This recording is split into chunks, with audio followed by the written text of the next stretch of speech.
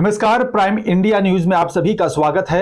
चलिए शुरुआत करते हैं बड़ी खबर। वैश्वीकरण के युग में आचार्य डॉक्टर ज्ञानेंद्र पांडे राष्ट्र को आध्यात्मिक और साथ ही सांस्कृतिक समृद्धि के लिए वन स्टेप समाधान बताने के मिशन के साथ एक समर्पित दूरदर्शी के रूप में खड़े हैं।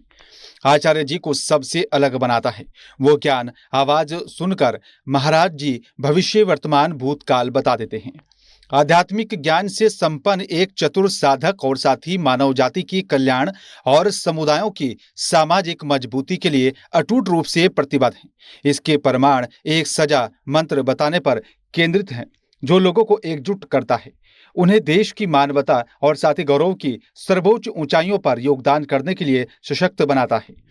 डॉक्टर ज्ञानेंद्र पांडे ने पूरे देश का व्यापक भ्रमण करने के बाद आचार्य विभिन्न स्तरों पर विविध आध्यात्मिक आवश्यकताओं को गहराई से समझाते हैं। वही आचार्य ने पूरी दुनिया का भ्रमण करते हुए London, Mauritius, Chicago, Holland, Australia, America, Canada, Japan, Germany, Switzerland, Denmark और साथ ही रूस की उल्लेखनीय यात्रा भी की है। मनोज सानी की रिपोर्ट। सबसे बड़ा चीज ये है कि आदमी को साधना, किसी के हनुमान जी के रूप में होते हैं, किसी की माँ दुर्गा होती है, किसी की काली होती है, किसी के शिव होते हैं, किसी के अपने गुरु होते हैं।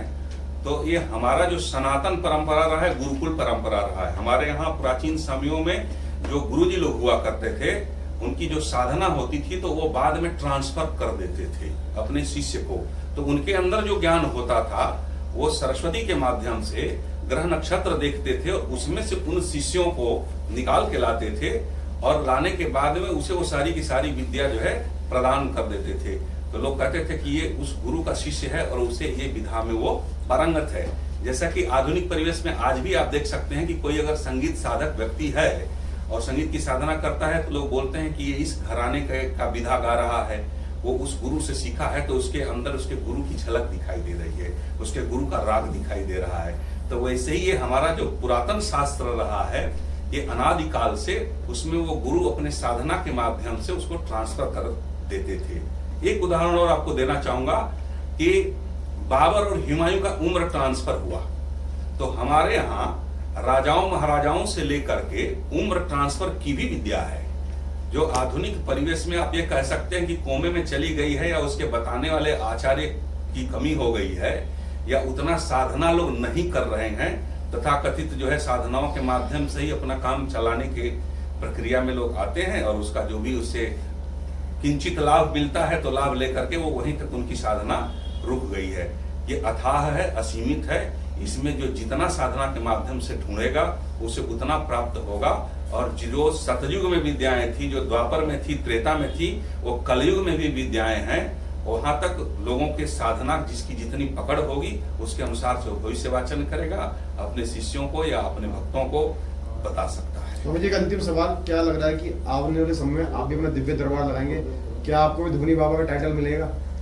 नहीं, हमको न दरबार लगाने की आवश्यकता है, न हमको धोनी बाबा बनने की आवश्यकता है। हमारा बस एक ही उद्देश्य है इस विद्या और शास्त्र के माध्यम से कि हमारे जो युवा युवती भारत भूमि और संपूर्ण विश्व में वैश्विक स्तर पर जितने भी लोग हैं, हमारा जो अखंड भारत, सत्य सनातन और जो हमारे ऋषिकुल परंपरा के साथ साथ गुरुकुल परंपराएं जो थी, और जो हमारे ऋषि मनीषियों ने, पूर्वजों ने जो अनुसंधान करके हमें जो शास्त्र वेद दिया है, वो पुनः लोग जाने और उसकी वास्तविकता को समझें। अवास्तविक में न जिए, भ्रमात्मक स्थिति में न जिए, न ही किसी प्रकार के कोई व्यक्ति के भ्रम फैलाने में आए। जो सत्य है, वास्तविक है, उसकी साधना करें और उसके माध्यम से खुद अनुभव करें और अन्य लोगों को भी उसका अनुभूति और अनुभव। गुरुजी, लोकसभा का चुनाव चल रहा है। फिलहाल मेरे साथ सिर्फ इतना ही। आप देखते रहिए प्राइम इंडिया न्यूज।